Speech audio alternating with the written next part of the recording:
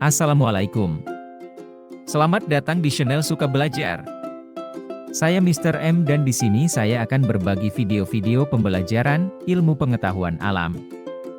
Ayo simak video selengkapnya. Interaksi makhluk hidup dengan lingkungan. Satuan-satuan ekosistem.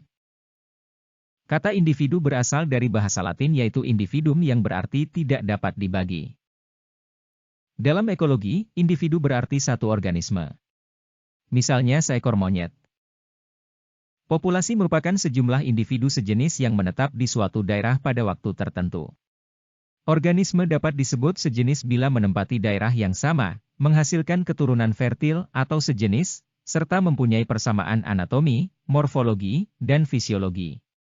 Jumlah suatu populasi selalu berubah. Komunitas adalah seluruh populasi yang hidup bersama dalam suatu daerah, contohnya populasi rumput, serangga, rusa dan harimau.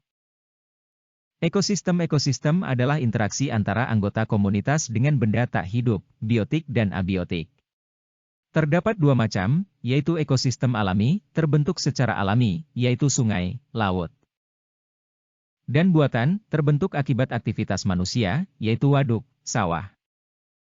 Biosfer merupakan kumpulan ekosistem yang terdapat di bumi. Biosfer merupakan lapisan permukaan bumi dan atmosfer yang dihuni oleh seluruh makhluk hidup.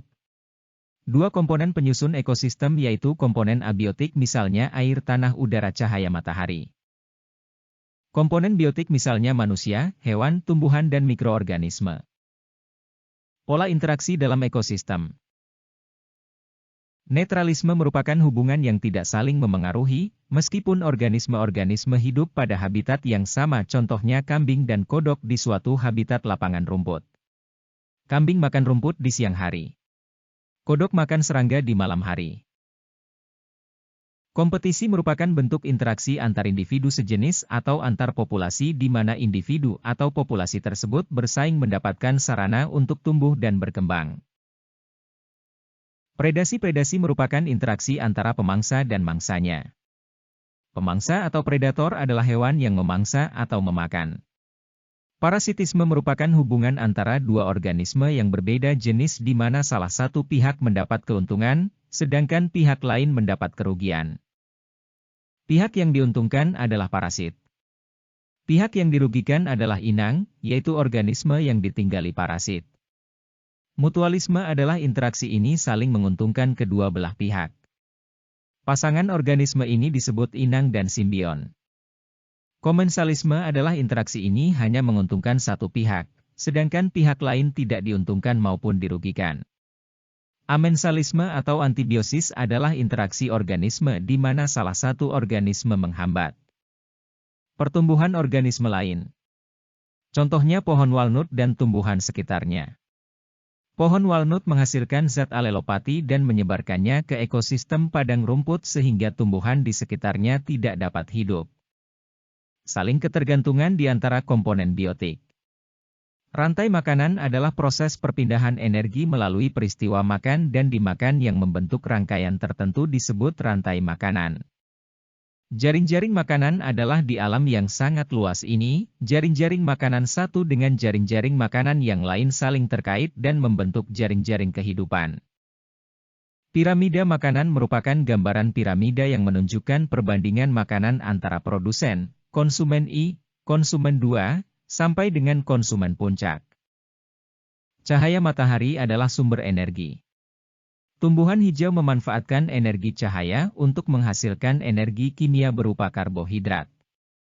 Apabila tumbuhan hijau dimakan oleh herbivora, maka zat makanan yang terdapat di dalam tumbuhan hijau berpindah ke tubuh herbivora. Berarti terjadi perpindahan energi dari tumbuhan hijau ke tubuh herbivora. Begitu seterusnya sampai konsumen terakhir. Di dalam tubuh hewan, energi tersebut akan diubah menjadi energi panas, gerak, pernapasan, dan sebagian tersimpan di dalam zat penyusun tubuh hewan. Jadi, perpindahan energi tidak dapat 100% efisien. Sebagian energi akan terbuang melalui proses respirasi, gerak, panas, dan ekskresi. Jaring-jaring makanan adalah di alam yang sangat luas ini, jaring-jaring makanan satu dengan jaring-jaring makanan yang lain saling terkait dan membentuk jaring-jaring kehidupan. Piramida makanan merupakan gambaran piramida yang menunjukkan perbandingan makanan antara produsen, konsumen I, konsumen II, karbohidrat.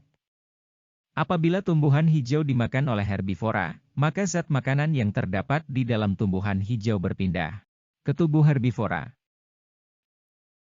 Terima kasih teman-teman yang sudah menonton video ini, dan buat kamu yang udah like video ini, komen di bawah video ini, subscribe channelku, dan share video ini. Aku ucapkan terima kasih banyak.